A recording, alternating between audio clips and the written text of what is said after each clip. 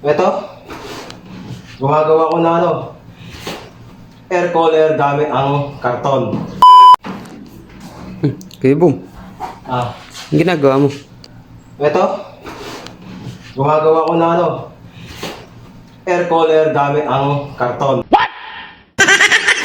Ang electric fan, pinag-iwalay ko lang yung maliit na electric fan. Kumbaga, yung takip, nilagay ko lang siya sa harap. Tapos, binutasan ko, sinilyuhan ko dito. Tapos yung sa likod niya, andito. Balik pinasok ko yung pinakaano niya.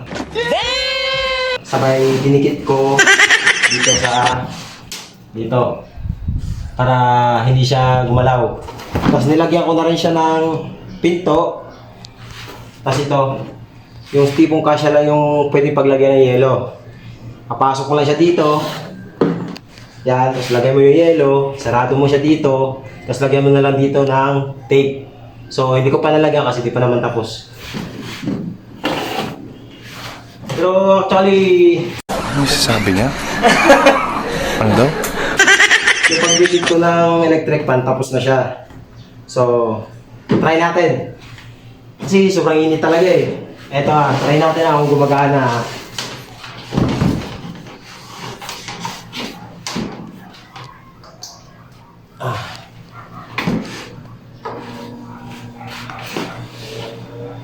So, ayan, gumagana siya guys. Sana Pupunta muna ako sa tindahan, bibili muna ako ng yelo para masubukan natin kung talagang malamig yung ibubuga niya.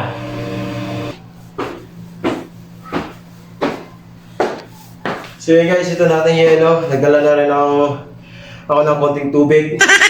So ito ang gagawin natin. Una, ilalagay natin yung yelo dito.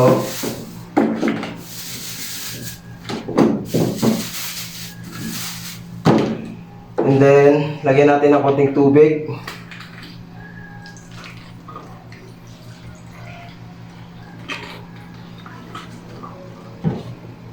Tapos, ilagay natin dito. Dito. So, pasok natin.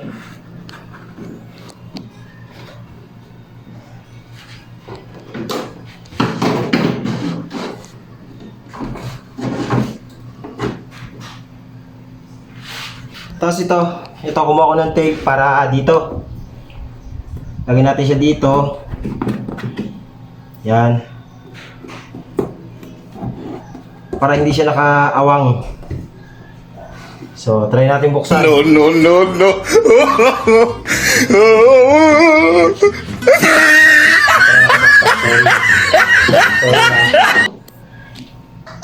Okay, ito na. Nakasaksak na siya. So yun guys, mararamdaman mo yung lamig. Talagang as in, malamig talaga siya. Akala mo yung buga ng aircon. So sa mga gustong kumuha nito, madali lang. Kumuha lang kayo ng box, yung medyo maayos na box. And then, silyo nyo ng tape. Then, butasan nyo na sukat lang doon sa electric fan na gagamitin nyo. Mas maganda kung ganito lang kaliit na electric fan para mas madaling dalhin kung saan nyo gusto yung ilagay. So, yun lang. Kita nyo naman napaka-effective na ang ginawa ko. Kunan mo yung loob, pre. O, diba? Para lang siyang cabinet. Parang open, ganon. Pero, ramdam mo talaga yung lamig mula doon. Kasi, nakakahinga ng maayos yung likod ng electric fan, then buga papuntang harap. So, yun lang. Yun lang mga ka-TV. So, sana nagustuhan nyo yung ginawa kong mini air cooler gamit ang karton. So, ano pa inatay nyo? Gumawa na rin kayo, lalo na ngayong panahon na ito. Sobrang init po talaga. So, yun lang. Peace.